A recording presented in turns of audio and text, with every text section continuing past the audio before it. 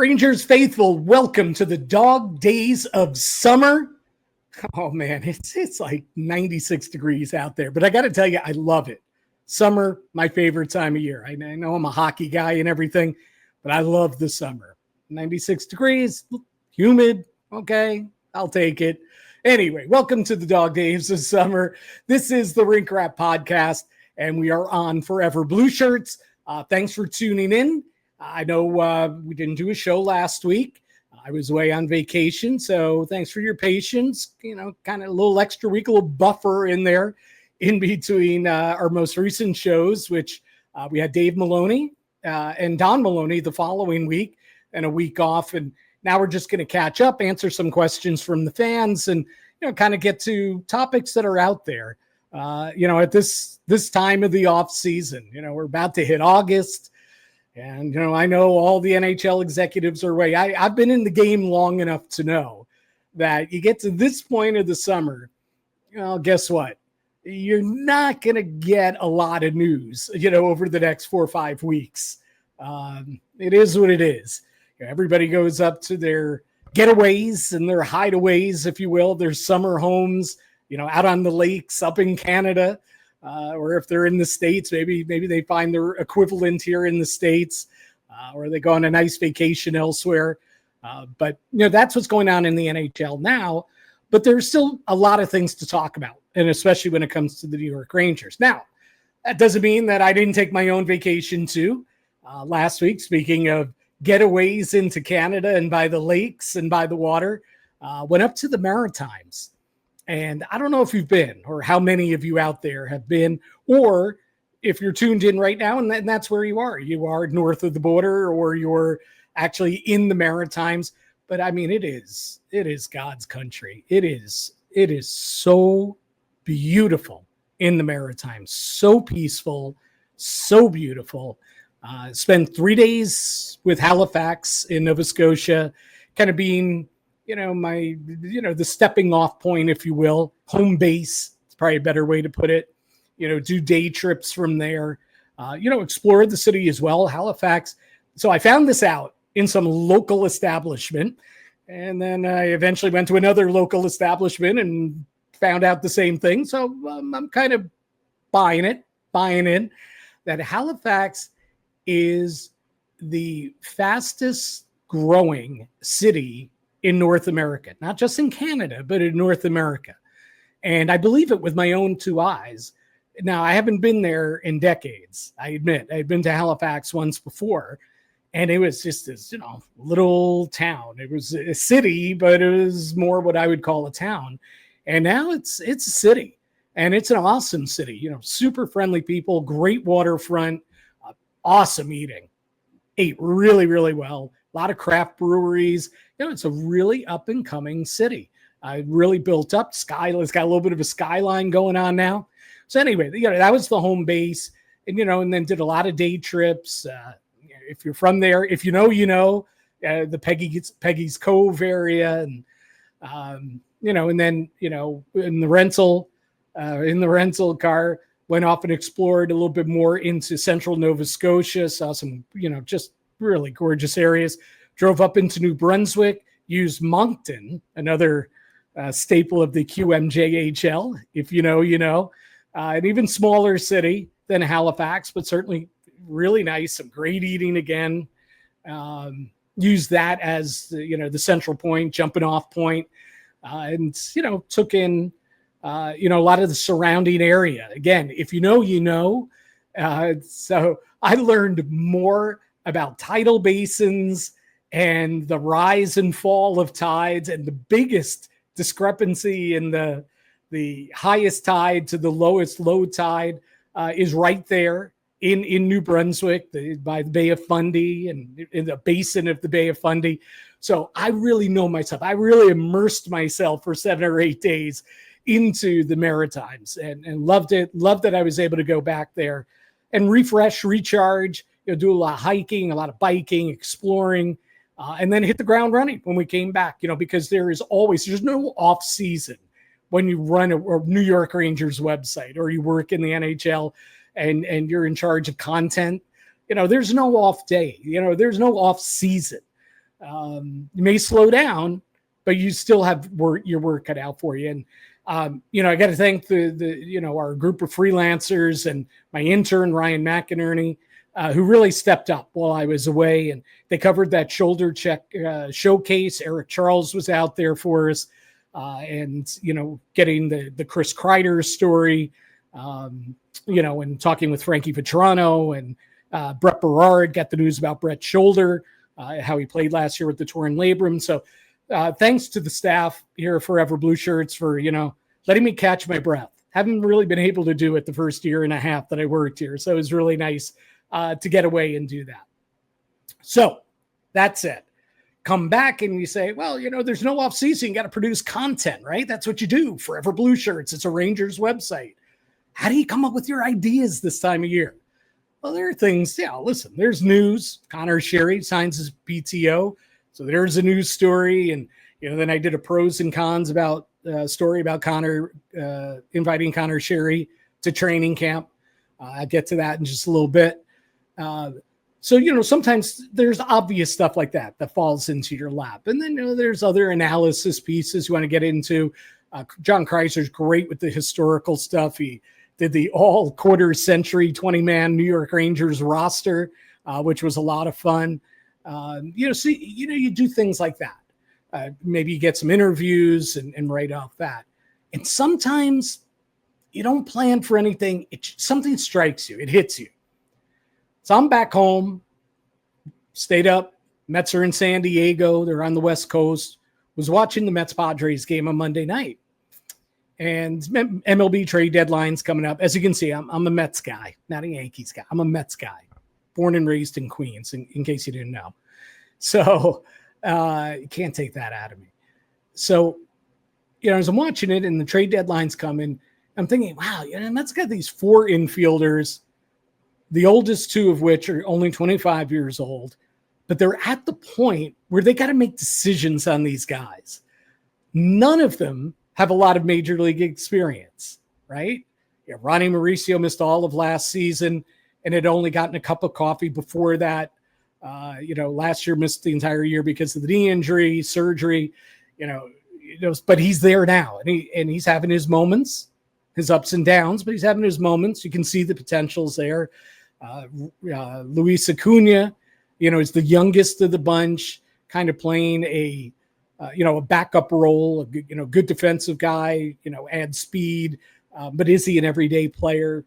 But you would think they have time to decide on him because he's a younger guy. And then there's the 225-year-olds, Brett Beatty, a former round pick, and Mark Vientos, who was a big hero last year, 27 home runs, great playoff performer for them, a big reason why they made a run, to the NLCS last year and everything. But that said, they have to make a decision on these guys. Who's the keeper? Who do they keep? How many of them do they keep? Who do they see as a cornerstone of the future moving forward? Who are they going to invest a contract in when it becomes time that you have to start really paying them some money, which is not too far off for Beatty and Vientos? You got to make these decisions. These guys are only 25. They have not played a lot of major league games amongst all of them. And even though Vientos had a terrific year last year, that was really his first extended run in the majors, and he wasn't even in the majors the entire season.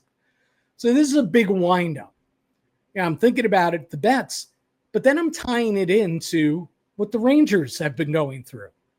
Look at them the past year, decisions they made on players that are 25 years old or younger. They traded Philip Heedl. They made the decision to trade Kakko. They made the decision to trade Keandre Miller.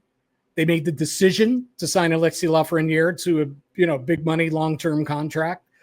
And then, as I wrote in the story, to a lesser extent, they made the easy decision to pony up, some pretty good coin on a bridge contract for Will Cooley, who certainly earned it. To me, that was the no-brainer of those decisions. But, we look at things sometimes in a vacuum. Rangers have these massive decisions to make. And upcoming, they've got these massive decisions to make. Brennan Othman and Brett Berard are turning 23 this season. Uuso Parssinen is 24. they got to start making decisions on these guys before they have to commit major money to them. You know, 23-year-old kids, and already the clock is ticking. Brennan Othman's a first-round draft pick. He's played 2 years as a pro. Berard as well. He was a fifth-round pick, but has played 2 years as a pro. Right? Limited time for each in the NHL. But yet we look ahead. This is their age 23 season. Uh-oh. Rangers going to have to make some big decisions on them soon.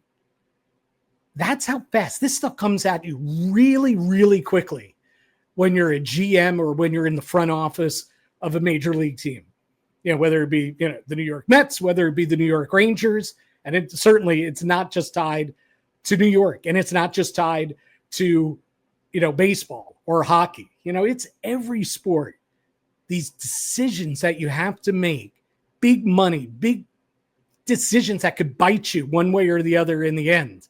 Whether you give the money to Alexis Lafreniere and he falls short of expectations. I'm not saying he will, but, you know, if he did, you know, or if you trade a Kakko or a Keandre Miller and they go on and, boy, they hit it. They take that massive leap with their new team.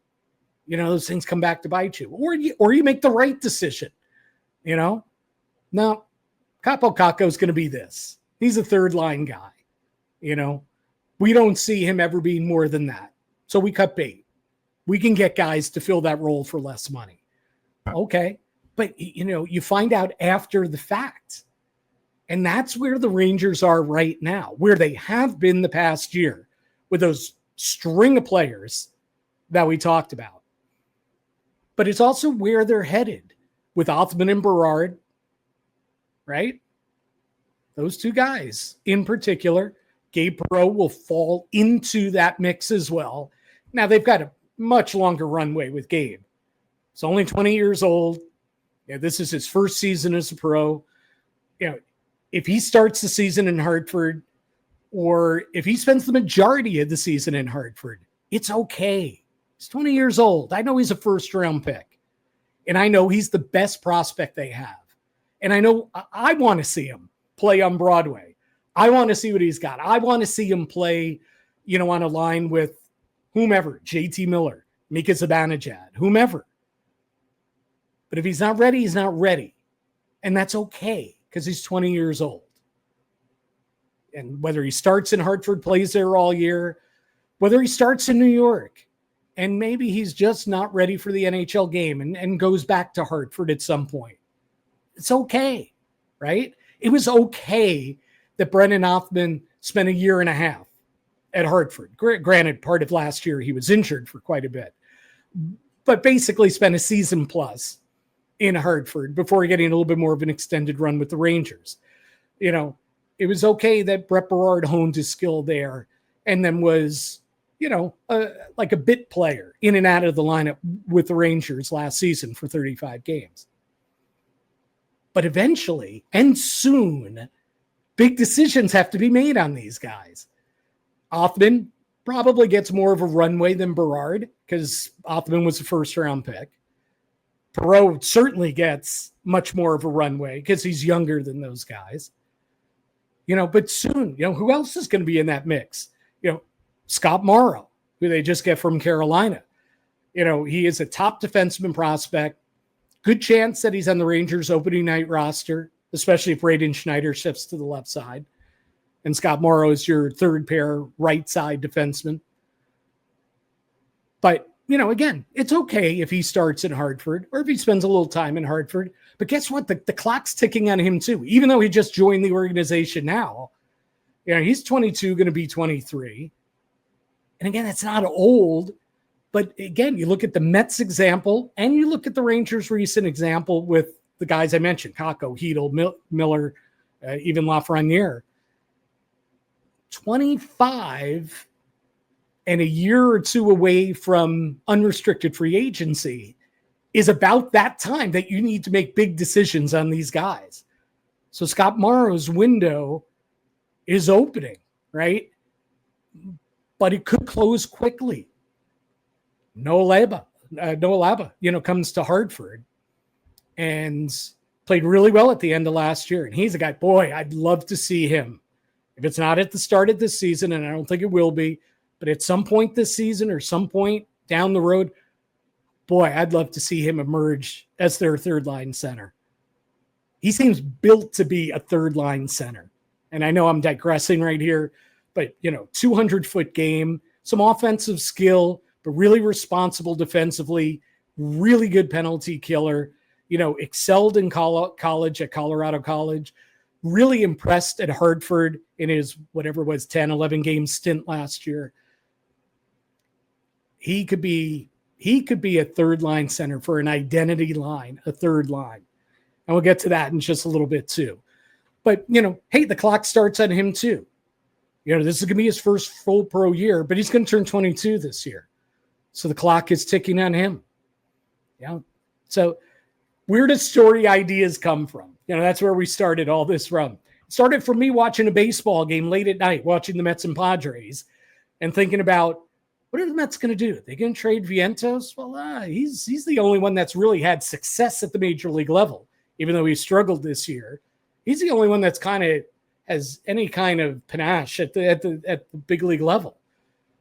But does he have the biggest trade value as well? Who's got the biggest upside? Probably Ronnie Mauricio, right? Well, but Brett Beatty was the first round pick, and boy, he's flashed this year some, but he's had his ups and downs as well. Acuna, is he anything more than a backup? But is that valuable to you? What's the value to you?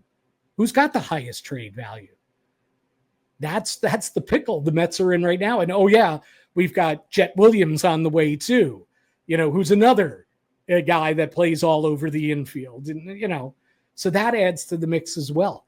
These decisions that have to be made so quickly on young prospects. And it rolls over to the Rangers as well. Speaking of youngsters, World Junior Summer Showcase is underway out in Minneapolis. Rangers have a couple of top prospects there. The 2024 first round pick EJ Emery is there for the second straight year. He also participated last year for the United States. In fact, he was one of the final cuts for the United States World Junior team last year. So he missed out on helping the United States win a gold medal, helping Ranger prospects Gabe Perreault and Drew Fortescue win back-to-back gold medals at the World Juniors with the U.S. He's in a good spot. He's seen more now as a veteran guy. He's a 19-year-old. He's kind of been a leader at the showcase so far. They're going to give him a good, hard, long look. To me, it'd be somewhat of a surprise if he is not a shutdown defenseman on the right side for the United States at the 2026 World Juniors, which also takes place in the Twin Cities this year. The other Ranger Ranger prospect that's there is Malcolm Spence. And I wrote a story today about him. It's on Forever Blue Shirts, so go check that out. Earning some praise.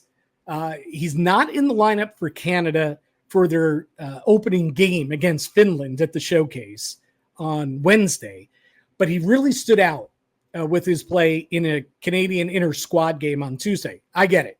Scrimmage, inter-squad game, but he's playing against good talent. Canada's got a lot of good talent there. And, they divvied up their teams, a white team and a red team. And according to Stephen Ellis, who I respect a lot from Daily Faceoff, guy knows his prospects, and he really raved about the effort and the play and the commitment of Malcolm Spence. So we'll keep an eye on that. I know he's not playing against Finland on Wednesday. I would expect he'll play Thursday, if not Thursday and Saturday. There are guys that Canada doesn't need to look at that are in the lineup against Finland, returning players from a year ago that were on the World Junior team a year ago that will be on the World Junior team again in 2026, that they don't need to take a long look at, and I believe they will not take a long look at and give more of a run to players like Malcolm Spence. So I'm pretty sure he's going to play Thursday, which would be against Sweden, and I wouldn't be surprised if he doesn't play against EJ Emery when Canada and the United States hook up on Saturday. Again, we'll be following all of that over at foreverblueshirts.com as well. So here's the big topic for today. I know I've gone off on tangents and everything. To me, the biggest topic over the next several weeks, and really won't be addressed until Mike Sullivan speaks with the media at the beginning of training camp, and then we see how things play out in the preseason and throughout camp. The biggest question that needs to be answered, and where a lot of dominoes will fall into place, is where does Mika Zibanejad fit in the New York Rangers lineup under Mike Sullivan? Is he a right wing? Is he a center? Now, we know his history. We know he's a center. Let's be honest. I know there's a lot of reason to be down on Mika Zibanejad's, 24-25 season. You could argue his play, certainly his numbers, his production have dipped the past 2 seasons. His two-way game certainly, you can argue fell off a cliff last year. I get it. All that said, he is one of the best center icemen this franchise has seen in their 99-year history. The numbers back it up. The eye test backs it up. It's one of the great trades the Rangers ever made. Trading Derek Brassard and getting Mika Zibanejad back, who, remember, at that point was kind of a disappointing prospect. Talk about making decisions, right, on guys, before they get to 25, before you have to start paying them big money. The Ottawa Senators were down on Mika Zibanejad. He was not developing as quickly as they hoped at the time. What were we, 2017, 2018 at that point? And he was, his first round pick and everything. They took a chance on Derek Brassard, who was just turning the corner to the downside of his career.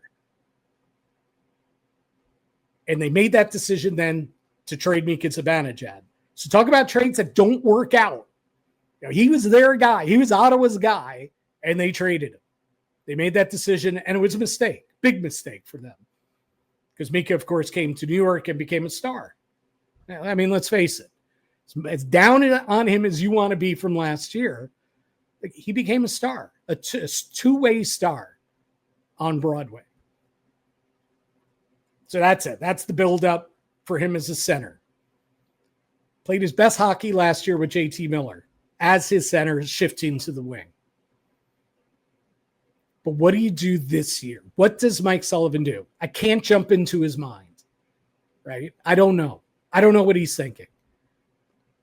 Since his press conference, we haven't heard word boo from Mike Sullivan. So I don't know where he stands on this. So here are the two arguments.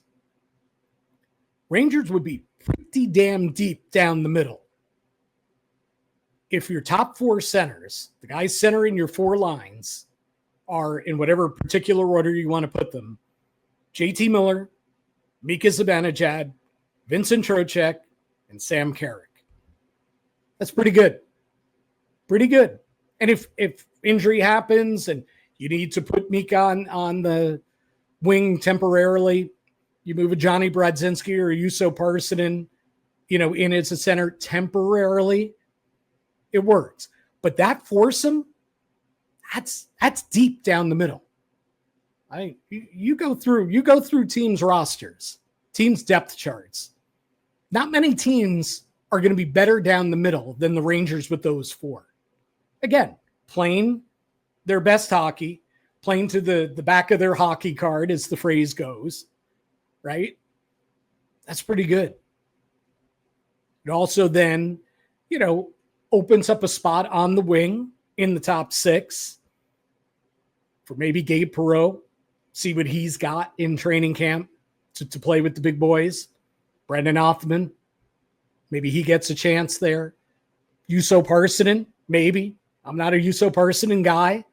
I tend to think the Rangers like him. They certainly move quickly to re-sign him as a restricted free agent this summer. Chris Drury traded for him, 1, moved quickly to re-sign him, 2, despite Peter Laviolette scratching him half the time when he had him on the roster last year. Again, no idea what Mike Sullivan thinks about Uuso Parssinen. But okay, that's going off on a tangent. That's a really good foursome down the middle. And I've written about this. I've talked about it on the podcast. I really like Vincent Trocheck as a centering a third line, like a two-way third line. with him, Taylor Radish on the right, and then whoever earns it, Brennan Othman, maybe Will Cooley. I know we all have Cooley kind of penciled into the top 6 because he's a guy on the rise. Man, that'd be a tough third line. If you went Cooley, Trocheck, and Radish, that's not bad. That's a good third line. So, if Zibanejad stays on the wing, though, you take away from that depth down the middle. You really go top heavy in your top 6. Because now Mika, is in your top 6, but he's one of your wings. So Trocheck, of course, is now a center in your top 6 as well. So you're not spreading the wealth as much. And then I think you have the big question in the middle. Mentioned Parssinen. Seems like Drury and the Rangers like him. Is he the guy over 82 games I want centering my third line? I don't quite see it in Parssinen. I know the 5 points in his last 2 games. I know he played well at the World Championships for Finland.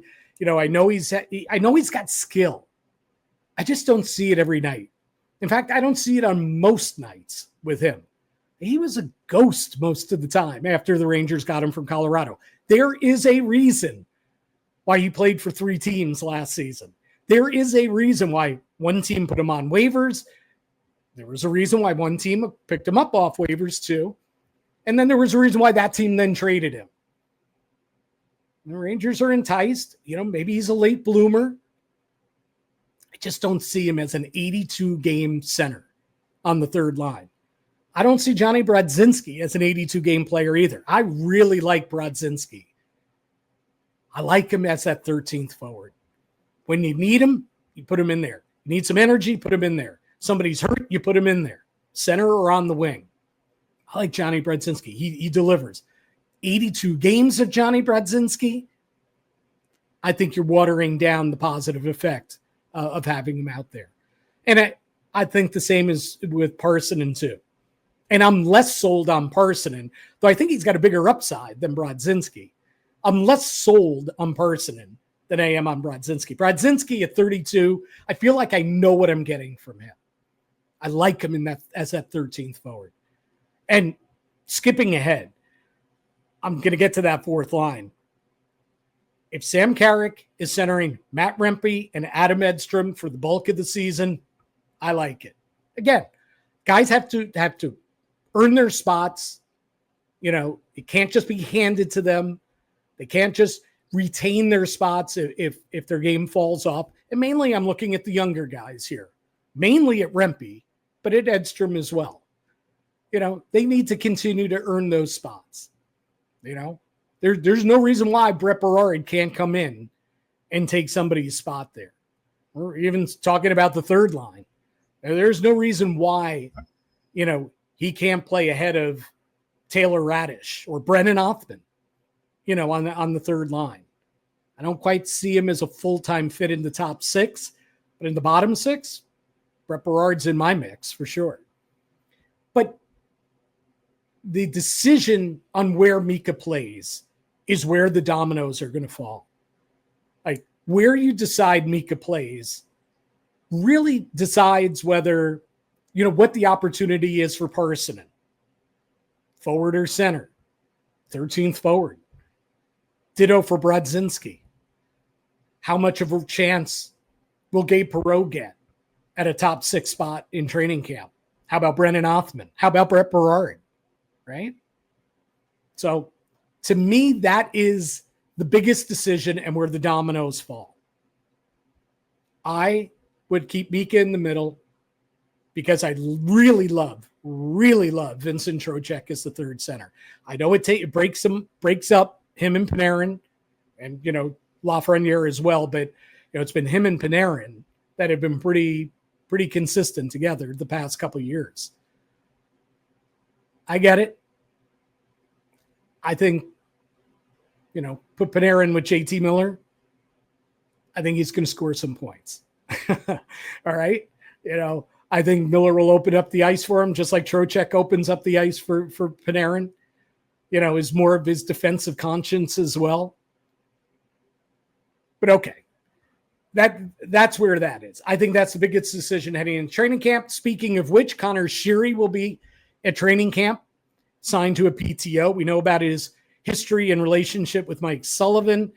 He came up as a rookie. In fact, one of Sullivan's first moves as head coach, when he was named head coach of the Pittsburgh Penguins, after he'd been coaching in the AHL for the Penguins organization, was to call up Connor Sheary, who he knew, who he had coached in the minors, brought him up, gave him a regular role in the top 9, and Connor Sheary played a big role for the Pittsburgh Penguins in back-to-back Stanley Cup championship years, 2016 and 17.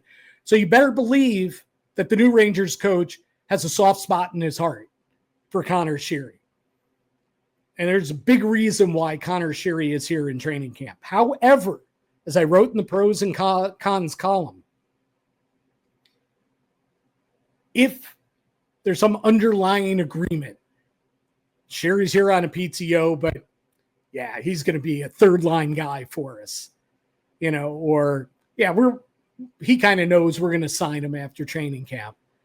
And this is at the expense of Perreault or Othman or Berard or Parssinen getting those opportunities first, then I don't like it. That's the con. But the pros, having him come in, not guaranteed anything, having him come in, work hard. I mean, he can set a great example. He's a hard-nosed, hard-working guy. He's always had to beat the odds. He's 5'8". We know the Connor Sheary history, right? He can set a great example for the kids and for the veterans, but especially for the kids. Push the kids. If they need pushing, he'll push them. They know, hey, man, I here's another veteran I've got to beat out for a roster spot. I think that's good. Here's what else is good. He's a disciple of the coach. He's going to be able to share with the rookies, the veterans, and everybody in between how Mike Sullivan ticks. This is what Sullivan means. This is Sullivan's style. Here's how he communicates. Here's his strategy. Here's his system. Here's what he means. I think Connor Sheary is going to be invaluable to the Rangers during training camp, even if he's only here a few weeks and through the preseason. I think he's invaluable for that reason alone, for those reasons alone. And listen, if he pushes and he plays well enough and he earns a spot, so be it. I'm not against that either. I think perfect scenario is that he fills those roles that I talked about during training camp and preseason, and then maybe gets a 2-way contract, starts out the year in Hartford, sets the example for the kids down there. Because you got a lot of kids down there, and we don't even know who of Othman, Perreault, Berard may be down there as well. Maybe even Morrow, could be down there as well. But you already know that Rubrek and Laba and, Sikora, there are already a lot of key youngsters down there. Carey Terrence, all these guys who could benefit from learning from a 2-time Stanley Cup champion. So to me, that's the best case scenario with Connor Sheary, but we'll see how it all plays out. In any case, that's 30 minutes of your summer, 33 minutes, going on 34 minutes of your summer that I just took up. There's going to be plenty more to talk about as the summer continues. Plus, we have some guests lined up for the month of August because we're not leaving you. I know the beat writers and, some of the others that run these Ranger podcasts, they're done for the summer. They're off. They took their vacation. I took mine too for a week, but I'm with you for the rest of the summer each week. And, send me your questions, send me your comments, at Jim Cerny, it's right there, or, at Forever Blue Shirts. Follow us, but, send me your comments. I want to hear what you got to say, what you're thinking, what you're worried about, what you're excited about for the upcoming season. Oh, and for those of you who did ask, before I sign off here, for those of you who did ask, and I mentioned this before, John Kreiser on foreverblueshirts.com, he did a column about the all-quarter century New York Rangers 20-man roster. Loved it. Didn't agree with everything, but it was a great job by him putting that together. he didn't have a coach for that team. So I threw it out there to the fans on X. I keep calling it Twitter. On X, Elon's X. And I said, who would you have coached this team? Is it Torts? Is it AV? Is it Laviolette? Is it Gallant? Is it Tom Rennie? Which of the coaches of the first 25 years of this century would it be? Now, fortunately, only one person said Brian Trottier, and it was a snarky Islanders fan. But fortunately, no Ranger fan even brought up Trottier's name, though I tried to tweak it a little bit and did mention him myself. No votes for Ron Lowe. No shocker there. But you know who the overwhelming choice was by the people who responded to me? Alain Vigneault. Now, I know he's the guy that took the Rangers. They won a President's Trophy under him. They went to 2 Eastern Conference Finals. They went to the 2014 Stanley Cup Final under AV, his first season as coach. But I was a little surprised. I thought the popular choice would be John Tortorella. And probably, listen, I worked for the team during those years. I was working there when Rennie was the coach, when Torts came in, when AV was the coach, working for the team, running their website and everything, traveling with the team, embedded with the team as their in-house reporter. Torts probably would have been my guy. If you're saying you got one season for this 20-man roster that Kreiser put together, who's your coach? I think I would have gone with Torts. But I get AV because there was a lot of success under him, and certainly had a longer stretch of success than Peter Laviolette did in his 2 seasons, or Gerard Gallant had in his 2 seasons. Like AV had more extended success. So I get it, but I was a little surprised that he was the overwhelming selection of the people that responded to me. I'd like to hear more from you. Who would you have coach that team? I'm really curious to see if we throw the doors open here and we get, more of a response to see if AV's still the guy, or if it's Torts or it's Lavi or Gallant, whomever. Let me know at X at Jim Cerny. Make sure to join us again next week. We'll have another Dog Days of Summer edition of the Rink Rap Podcast right here at Forever Blue Shirts. Thanks for hanging out with us. I'll catch you next week.